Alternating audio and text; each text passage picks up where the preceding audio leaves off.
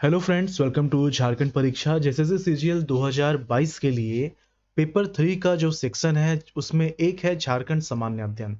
और इसके लिए बहुत सारे टॉपिक को कवर कराया जा रहा है। झारखंड इतिहास हम लोग पढ़ रहे हैं, झारखंड इतिहास पढ़ रहे हैं। और इसमें जो है क्षेत्रीय राजवंश के बारे में भी क्लास हो रहा है। ओके, उसके बाद झारखंड योजना के बारे में हम लोग पढ़ रहे हैं। और 1000 प्रीवियस ईयर क्वेश्चंस झारखंड के जेएसएससी और जेपीसी के जो एग्जाम्स हुए हैं तो उनसे झारखंड के जो क्वेश्चंस हैं उसको बताया जा रहा है विथ डिटेल्ड एक्सप्लेनेशन। ओके, तो ये 3 टॉपिक को अभी कराया जा रहा है। एक दो टॉपिक और ऐड किया जाएगा, हो सके तो आज से ही अपलोड कर दिया जाएगा। ओके, और झारखंड योजना की बात की जाए तो इसमें हम लोगों ने 6 योजनाओं के बारे में अभी तक पढ़ लिया है। ओके, और उस पर बेस्ड जो भी क्वेश्चंस बन सकते हैं उसको हम लोगों ने देखा है। ओके, तो ये जो है झारखंड योजना काफ़ी इंपॉर्टेंट टॉपिक है, क्वेश्चंस इससे पूछे जाते हैं। मैं कोशिश कर रहा हूँ कि हर लेक्चर में 3 योजना जो है आपको कवर करा दूं डिटेल में। और इसके जस्ट बाद सिर्फ योजना की बात नहीं हो रही है, कोई भी टॉपिक है तो कंसेप्चुअल क्लास कंप्लीट होने के बाद जो है उस पर बेस्ड जो भी क्वेश्चंस बन सकते हैं वो क्वेश्चंस कराए जाते हैं। ओके, तो ये जो है कॉम्बिनेशन आप इसको फॉलो कीजिए। मैं वो सब तरीके अपना रहा हूँ जिससे आप चीज़ों को याद कर पाएँ। आप अगर यहाँ पर समय दे रहे हैं तो ऐसा नहीं कि बाद में आपको अलग से समय देना पड़े। वही मेरी कोशिश है कि अभी आप पढ़ रहे हैं तो लेक्चर को देखने के दौरान आपको सारी चीज़ें याद हो जाएँ। देखिए, बहुत से लोग बोल रहे थे कि प्रिंटेड पीडीएफ पीडीएफ तो आपको दिया जा रहा है जो कंसेप्चुअल क्लास होते हैं, लेकिन कुछ लोग बोल रहे थे प्रिंटेड पीडीएफ। देखिए आपको आखिर आपका उद्देश्य क्या होना चाहिए? आपका उद्देश्य ये होना चाहिए कि जिन योजनाओं को बताया जा रहा है उस योजना को आप समझ जाएं, उसके जितने पॉइंट्स हैं आप उसको समझ जाएं। और अगर क्वेश्चन आता है तो आप क्वेश्चंस को बना लें, यही उद्देश्य होना चाहिए। योजना के जितने भी पॉइंट्स होते हैं मैं आपको समझा दे रहा हूँ, फिर उस पर बेस्ड क्वेश्चंस भी आपको जो है सॉल्व करवा दे रहा हूँ। तो यही तो उद्देश्य है। आप पीडीएफ लेके क्या करेंगे? अपने फाइल्स, ये जो फाइल्स हैं मेमोरी भरेंगे अपने। तो उससे मतलब नहीं होना चाहिए। हालांकि पीडीएफ मिल जाए तो ठीक है, बहुत लोग डिमांड कर रहे हैं, लेकिन इसके लिए मुझे अलग से समय निकालना पड़ेगा और फिर होगा ये कि मैं सारे टॉपिक को करवा नहीं पाऊंगा। झारखंड सामान्य अध्ययन काफ़ी बड़ा है, इसको आप छोटा मत समझिए। बहुत सारी चीज़ों को इसमें रटना पड़ेगा, याद करना पड़ेगा। बुक से पढ़ना आप शुरू करेंगे तो बहुत सारे जो फैक्ट्स आप देखेंगे तो ये पता चलेगा कि बहुत सारे फैक्ट्स में गलतियां हैं, वो ढूंढने आप बैठ जाएंगे। तो बहुत सारी दिक्कतें आती हैं झारखंड में, तो समय देना पड़ता है। तो अगर पीडीएफ की बात होगी मैं इसमें देखूंगा, समय निकाल कर मैं कोशिश करूंगा कि आपको प्रिंटेड पीडीएफ दे पाऊँ। ओके, जब तक नहीं है तब तक आप काम चलाइए। लेकिन ऐसा नहीं कि ये बस टेम्पररी वाला काम चल रहा है। मैं जो बता रहा हूँ ये सफिशियंट है। जिन योजनाओं को मैं यहाँ पर बता रहा हूँ ये पीडीएफ से मोर देन सफिशियंट है। ओके, और उस पर बेस्ड जब क्वेश्चन आप कर लेंगे तो फिर तो कोई क्वेश्चन छूटने वाला है नहीं। ओके, तो इन सब चीज़ों को ध्यान में रखते हुए मैं ये सब करवा रहा हूँ। जो कंसेप्चुअल क्लास होता है उसके बाद जो ऑब्जेक्टिव क्वेश्चंस होते हैं उसमें भी कुछ कुछ पॉइंट्स को मैं अगर छूट जाता है तो शामिल कर देता हूँ। ठीक है, तो अभी तक हम लोग झारखंड योजना में 6 योजनाओं के बारे में पढ़ा है। कौन कौन सी योजना है इसमें? हम लोगों ने पढ़ा है मुख्यमंत्री श्रमिक रोजगार योजना। फिर हम लोगों ने पढ़ा है सुजलाम सुफलाम योजना, सुजलाम सुफलाम योजना, समर योजना, समर योजना। फिर इसके पहले वाले जो क्लास थे ऑब्जेक्टिव क्वेश्चन कराए गए थे, और किस पर बेस्ड ऑब्जेक्टिव क्वेश्चन था? 3 योजना कराया गया था। तो वो कौन कौन सा था? वो था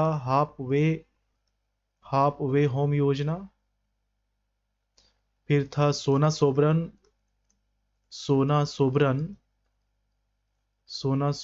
धोती साड़ी योजना, और फिर मैंने कराया था मुख्यमंत्री योजना। तो इन 3 योजनाओं के बारे में मैंने आपको बताया था। 6 योजनाओं के बारे में मैंने आपको बताया था, और इस पर बेस्ड जो भी क्वेश्चंस बन सकते थे मैंने आपको क्वेश्चन करवाया। आज भी मैं आपको 3 योजनाओं के बारे में पढ़ाने वाला हूं, और फिर इस पर बेस्ड क्वेश्चंस हम लोग नेक्स्ट क्लास में करेंगे। ठीक है, तो आज का कुछ जो 3 योजनाओं के बारे में बताने वाला हूं थोड़े इंपॉर्टेंट है, क्योंकि ये एक ही पॉइंट से जुड़े हुए हैं। अब इसको हम लोग देखते हैं, समझिए। 2020 में क्या हुआ था? लॉकडाउन जो लगा था, आपने देखा होगा कि किस तरह इसका इफेक्ट पड़ा था, खासकर जो लोग झारखंड के जो मजदूर थे, जो प्रवासी मजदूर थे, तो ये दूसरे राज्य में काम करते थे। अब हुआ ये कि लॉकडाउन के कारण इनको वापस आना पड़ा। लॉकडाउन के कारण इनको वापस आना पड़ा। तो जब ये प्रवासी मजदूर यहाँ पर वापस आए, तो सिर्फ प्रवासी मजदूर नहीं, जो यहाँ के मजदूर थे, जो यहाँ के ग्रामीण थे, उनको भी यहाँ पर बेरोजगार बैठना पड़ा। ठीक है। लेकिन प्रवासी मजदूर क्या है कि ये लोगों को आदत थी बाहर काम करने की, ये कमा रहे थे, खा रहे थे। अब यहाँ पर क्या है कि इनकी हालत खराब होने लगी। तो इन्हीं सब को ध्यान में रखते हुए योजना एक योजना को लॉन्च किया गया था, और उस योजना का नाम क्या था? उस योजना का था झारखंड झारखंड मजदूर रोजगार योजना। ये इस योजना का नाम था। ओके। क्यों इसको लॉन्च किया गया था? प्रवासी मजदूर को ध्यान में रखते हुए इसको लॉन्च किया गया था। लेकिन इसका मतलब ये नहीं है कि प्रवासी मजदूर ही इसका फायदा ले पाएंगे। ग्रामीण क्षेत्र के सभी लोग इसका फायदा ले पाएंगे, लेकिन खासकर प्रवासी मजदूर को ध्यान में रखते हुए इसे लॉन्च किया गया था। कब लॉन्च किया गया था? 4 मई 2020 को। किनके द्वारा? हेमंत सोरेन के द्वारा। कितनी योजनाओं को लॉन्च किया गया था इसके तहत? ये हो गया मेन योजना, और इसके तहत 3 योजना को लॉन्च किया गया था। इसके तहत 3 योजना आते हैं, और वो 3 योजना कौन कौन से हैं, वही 3 योजना हम लोग पढ़ने वाले हैं। तो 3 योजनाओं का मैं नाम बता देता हूं, ये कौन कौन से थे। ये था बिरसा बिरसा हरित ग्राम योजना, बिरसा हरित ग्राम योजना। उसके बाद नीलांबर पीतांबर समृद्धि जल समृद्धि योजना, पोटोहो खेल विकास योजना। तो इन 3 योजनाओं को लॉन्च किया गया था। और मेन टाइटल क्या था? मेन टाइटल भी याद रखना है, क्योंकि क्वेश्चन पूछेगा कि झारखंड मजदूर रोजगार योजना के तहत इनमें से किस योजना को लॉन्च किया गया था, किस योजना को लॉन्च नहीं किया गया था। तो झारखंड मजदूर रोजगार योजना के तहत 3 योजनाओं को लॉन्च किया गया था।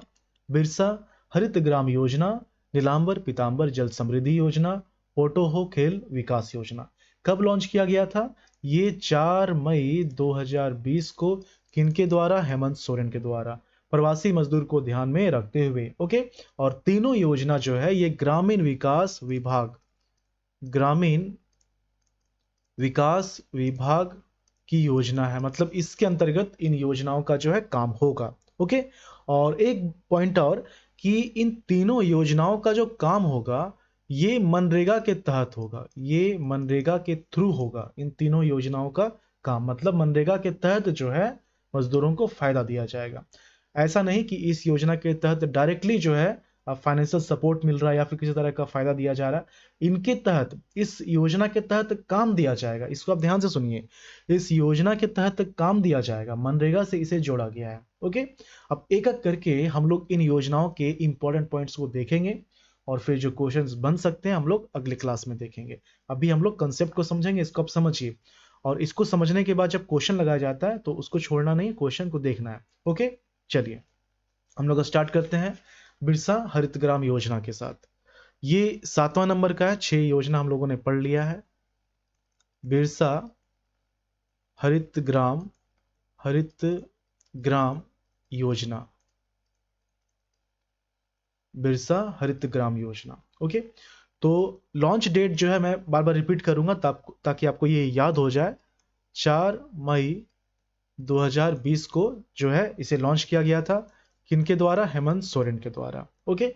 अब देखिए यहाँ पर उद्देश्य तो यही है कि प्रवासी मजदूरों को जो है रोजगार दिया जाए, लेकिन सिर्फ प्रवासी मजदूर ही इसमें शामिल नहीं है, इसमें बाकी लोग जो आम लोग हैं ग्रामीण क्षेत्र के, वो लोग भी शामिल हैं। तो इसलिए इसका उद्देश्य अगर कभी पूछा जाए तो आप कह सकते हैं कि किसानों को आत्मनिर्भर बनाना, आत्मनिर्भर बनाना, आत्मनिर्भर बनाना। ओके। कैसे? कोई किसान इस योजना के तहत कैसे आत्मनिर्भर बनेगा? इसी को हम लोग देखेंगे। इसको, इसका जो उद्देश्य है उसको समझने के लिए कुछ पॉइंट्स हम लोग समझते हैं। उसके पहले देखिए, झारखंड के क्षेत्र में ऐसे बहुत सारे जमीन है जो कि खेती उसमें नहीं की जाती है, मतलब कि वो परती जमीन है, वो ऐसा ही जो है इसी तरह का वो पड़ा हुआ है। क्यों ऐसा क्यों? क्योंकि झारखंड के क्षेत्र में बहुत सारे क्षेत्र जो है वो पठारी क्षेत्र हैं, उसमें खेती नहीं की जाती है, वो ऐसे ही पड़े रहते हैं। ओके, एक ये हो गया। तो इसी को ध्यान में रखते हुए इस योजना को लॉन्च किया गया है कि वो जो जमीन परती जमीन है उसका उपयोग किया जाए। और वहां पर क्या किया जाएगा? वहां पर बागवानी किया जाएगा, बागवानी किया जाएगा। और बागवानी में क्या है कि इस जमीन में फलदार वृक्ष लगाए जाएंगे, फलदार वृक्ष लगाए जाएंगे। ओके, तो मैंने क्या कहा? अभी 2 पॉइंट ध्यान में रखना है। इसमें ध्यान में यह रखना है कि परती जमीन जो है झारखंड का, परती भूमि जो है, ठीक है, जहां पर खेती नहीं होती है, तो उस जमीन का इस योजना के तहत इस्तेमाल किया जाएगा। और इसमें क्या किया जाएगा? बागवानी किया जाएगा, ठीक है। फलदार फलदार वृक्ष लगाए जाएंगे।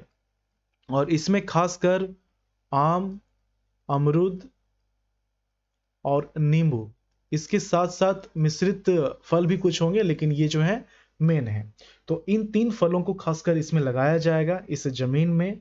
और इसी के तहत ये टारगेट रखा गया है इस योजना को लॉन्च करने के समय। जो टारगेट था, टारगेट ये था कि 5 करोड़ वृक्ष लगाए जाएंगे, 5 करोड़ वृक्ष लगाए जाएंगे। कैसे लगाए जाएंगे 5 करोड़ वृक्ष? ये लक्ष्य रखा गया है कि 5 लाख परिवारों को इससे फायदा दिया जाएगा और हर परिवार में 100 पौधे दिए जाएंगे, हर परिवार में 100 पौधे दिए जाएंगे। ओके, तो ये हो गया टारगेट 5 करोड़ वृक्ष का। ओके, अब यहां पर देखिए डेटा को ध्यान में रखना, डेटा से क्वेश्चन आता है, ठीक है।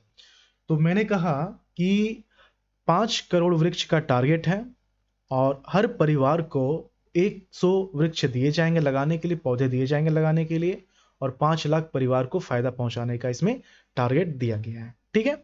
अब यहां पर यह है कि हर जिला में 1400 हर जिला में 1400 एकड़ भूमि 1400 एकड़ भूमि में ये बागवानी जो है किया जाएगा, ये वृक्ष लगाए जाएंगे। ओके, और इसी तरह से ये जो वृक्ष लगाने का काम है, इस काम के तहत जो है ये कोशिश की जाएगी। सबसे पहले तो आप ये दिमाग में बैठा लीजिए कि इन तीनों योजनाओं को मनरेगा से जोड़ा गया है। ओके, तो मनरेगा से जोड़कर जो काम होगा, देखिए अगर एक आदमी एक दिन काम करता है, या ऐसा समझिए कि एक आदमी को अगर 100 दिन का काम दिया जाता है तो 100 मानव दिवस हो गया, ठीक है। इतने मानव दिवस का सृजन किया गया इस मनरेगा के तहत। तो उसी तरह ये टारगेट रखा गया है मनरेगा में शामिल करके इसको, कि बिरसा हरित ग्राम योजना जो है इसके तहत 25 करोड़ मानव दिवस जो है सृजन किया जाएगा, मानव दिवस का सृजन किया जाएगा। मैथ्स में आप पढ़ते होंगे ना, मानव दिवस, मैंडे, तो ये वही है कि 25 करोड़ मानव दिवस का सृजन किया जाएगा। ओके, तो ये हो गया बिरसा हरित ग्राम योजना के तहत। अब इसमें ये भी टारगेट है, कोशिश की जाएगी और ये अनुमान लगाया गया है कि एक परिवार को जो है 50,000 वार्षिक इनकम इससे हो जाए, 50,000 वार्षिक इनकम हो जाए। और ये जो बागवानी लगाया जाएगा, तो ये किसके संरक्षण में लगाया जाएगा? ये लगाया जाएगा उपायुक्त के संरक्षण में, जिला का जो उपायुक्त है उसके संरक्षण में लगाया जाएगा। और ये जब बागवानी का काम हो जाएगा, इसमें वृक्ष लगा दिए जाएंगे, तो इसके देख रेख के लिए जिस क्षेत्र में ये लगाया गया है, तो उस क्षेत्र की जो महिलाएं हैं, तो महिलाओं का एक सखी मंडल बनाया जाएगा, एक सखी मंडल बनाया जाएगा जो कि इस बागवानी की देखरेख करेंगी। ओके, तो ये इसके मेन पॉइंट हो गए। अब 2 पॉइंट मैं बता रहा हूं आपको इसके डेटा से रिलेटेड। पहला ये है कि 2020 में इसको लॉन्च किया गया था, तो 2020 से 21 में जो टारगेट रखा गया था वो टारगेट था 20,000 एकड़ भूमि, 20,000 एकड़ भूमि पर जो है बागवानी किया जाए, लेकिन अचीव्ड कितना हुआ इससे ज़्यादा, 26,000 एकड़ जो है भूमि पर वृक्ष लगाए गए हैं। और अभी जो चल रहा है 2021 से 2022, तो इसमें टारगेट ये है कि 25,000, कम से कम 25,000 एकड़ भूमि पर जो है बागवानी किया जाए। ठीक है, तो ये सारे पॉइंट्स हो गए, इसको याद रखना। मैंने जितने पॉइंट बताए हैं इसी से क्वेश्चन बनेगा, इससे बाहर से क्वेश्चन नहीं आएगा। डेटा जो मैंने आपको बताया है इसको आप याद रखिएगा। ठीक है, तो ये था बिरसा हरित ग्राम योजना। अगला हम लोग देखते हैं, दूसरा है नीलांबर नीलांबर पीतांबर नीलांबर पीतांबर जल समृद्धि योजना। जल समृद्धि योजना ये क्या है? लॉन्च डेट वही रहेगा, क्या रहेगा? 4 मई 2020। किनके द्वारा? हेमंत सोरेन के द्वारा। किनके लिए? प्रवासी मजदूर को ध्यान में रखते हुए, लेकिन कोशिश ये है कि सभी लोगों को इसमें शामिल किया जाए और जो ग्रामीण क्षेत्र के लोग हैं उनको आत्मनिर्भर बनाया जाए। क्या है इस योजना में? एक चीज और कि ग्रामीण विकास विभाग की ग्रामीण विकास विभाग के अंतर्गत ये सारी योजनाओं का काम होगा। ठीक है, अब ये है क्या? तो इसके उद्देश्य को समझने से पहले कुछ रीजंस हम लोग समझेंगे कि किस लिए इस योजना को लागू किया गया है। तो रीजन मैं बता रहा हूं, इसको आप देखिए। झारखंड का जो क्षेत्र है, झारखंड का जो क्षेत्र है इसमें ज्यादातर क्या है? पठारी क्षेत्र है। ज्यादातर क्या है? पठारी क्षेत्र है। खासकर ये वाला जो पार्ट है, ये वाला गढ़वा, पलामू, लातेहार, तो ये वाला जो पार्ट है ये ज्यादातर सूखा रहता है। पता है सूखा क्यों रहता है? क्योंकि जो वर्षा है, बरसात का जो पानी है, वाटर जो है, रेन वाटर जो है, वो स्टोर नहीं हो पाता इस इलाका में ज्यादातर। आपको ये भी पता होना चाहिए कि झारखंड में जो एवरेज वाटर है, वाटरफॉल जो है, एवरेज रेनी वाटर फॉल जो है, रेनी रेनी वाटर लेवल या रेटर वाटरफॉल जो है, ये कितना है? ये जो है 1300 से 1400 है। लेकिन इसमें से 70%, लगभग 70% वाटर जो है वो जो है वेस्ट हो जाता है। वेस्ट कहने का मतलब इसको स्टोर नहीं कर पाते हैं लोग। क्यों? क्योंकि ये जो इलाका है ये पठारी क्षेत्र है, और पठारी क्षेत्र में कुछ वैसा है नहीं, किसी तरह का चेक डैम नहीं है, कोई वैसा इंस्ट्रूमेंट नहीं है कि इस पानी को स्टोर करके फ्यूचर में इसका उपयोग कृषि के लिए किया जाए, सिंचाई के लिए किया जाए। तो ये वेस्ट हो जाता है, और यही कारण है कि पठारी क्षेत्र में सूखा की जो है समस्या देखने को मिलती है। तो इसी को ध्यान में रखते हुए इस योजना को लॉन्च किया गया है। ओके, कि ये जो पठारी क्षेत्र है, खासकर ये जो पठारी क्षेत्र है, तो इसमें क्या है कि वैसी चीजों का निर्माण किया जाएगा जिससे इस वाटर, जो रेनी वाटर है, इसको स्टोर किया जा सके और फ्यूचर में कृषि के लिए, सिंचाई के लिए इसका इस्तेमाल किया जा सके। ओके, तो क्या ऐसा क्या निर्माण किया जाएगा? चेक डैम का निर्माण किया जाएगा। चेक डैम आप समझते हैं? जैसे छोटी छोटी नदियां होती है, नाला जैसा, बस हल्का सा यहाँ पर जो है ना रोक दिया जाएगा, इसको हल्का सा रोका जाएगा। ऐसा नहीं कंप्लीटली रोका जाएगा, थोड़ा सा छोड़ा जाएगा पानी निकलने के लिए।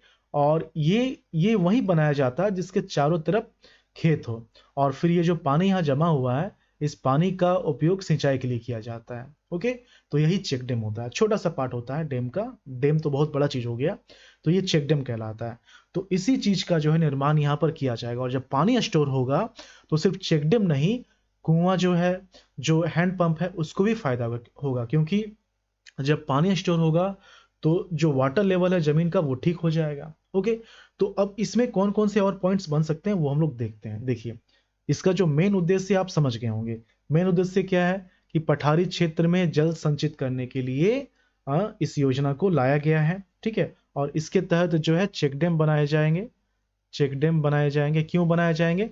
ताकि जो रेनी वाटर है उसको स्टोर किया जा सके, और स्टोर करने के बाद इसका जो उपयोग है वो कृषि और सिंचाई में लाया जा सके। ओके, अब यहाँ पर भी वही रीजन है कि जो प्रवासी मजदूर आए थे तो उनके लिए किया गया है, लेकिन ऐसा नहीं कि सिर्फ उनको ही यहाँ से फायदा दिया जाएगा। ओके, और टारगेट ये है कि देखिए, जो पठारी क्षेत्र होते हैं तो वहां भी ऐसे कई भूमि हैं जो कि सूखा के कारण बंजर हो गए हैं, वहां पर खेती नहीं होती है। तो टारगेट ये है कि 5 एकड़ 5 एकड़ बंजर भूमि को जो है इस योजना के तहत कृषि योग्य बनाया जाए।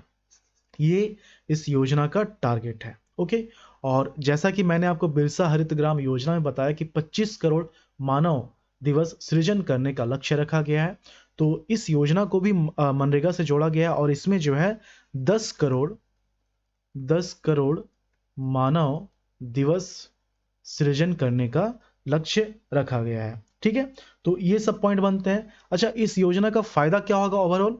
इस योजना का फायदा जो होगा वो ये होगा कि सबसे पहले तो जो बेरोजगार हैं ग्रामीण क्षेत्र में, उनको रोजगार मिल जाएगा, उनको जो है रोजगार मिल जाएगा।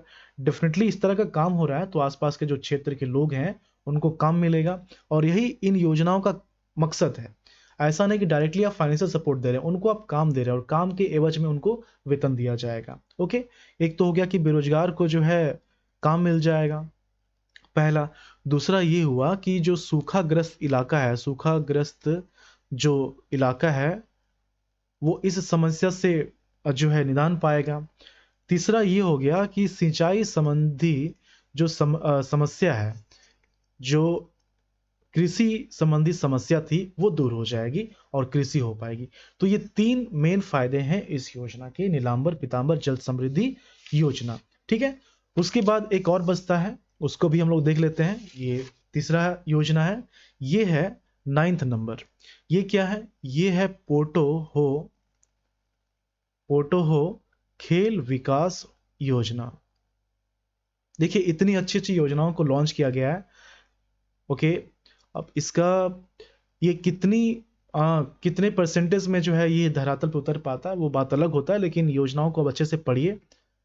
तो पोटो हो खेल विकास योजना, डेट वही रहेगा, क्या रहेगा? 4 मई 2020। किनके थ्रू? हेमंत सोरेन के थ्रू। ओके, उद्देश्य क्या है? देखिए, उद्देश्य ये है कि ग्रामीण क्षेत्र के जो लोग हैं उनको खेल से जोड़ना, ग्रामीण क्षेत्र में खेल का विकास करना, और खेल से जुड़े जो लोग हैं, अगर ऐसे कोई लड़का या लड़की हैं, ऐसे कोई बच्चे हैं जिनको खेल में जो है रुचि है, वो खेल में आगे बढ़ सकते हैं, तो उनका इस योजना का उद्देश्य है कि उनको जो आगे बढ़ाया जाए और खेल संबंधी जितनी भी सामग्री है, खेल संबंधी जितनी सामग्री है उनको उपलब्ध किया जाए, साथ ही साथ उनका प्रशिक्षण अच्छा से हो पाए। इसलिए जिला स्तर पर और प्रखंड स्तर पर, जिला स्तर पर और प्रखंड स्तर पर जो है प्रशिक्षण केंद्र खोले जाएं, प्रशिक्षण केंद्र खोले जाएं।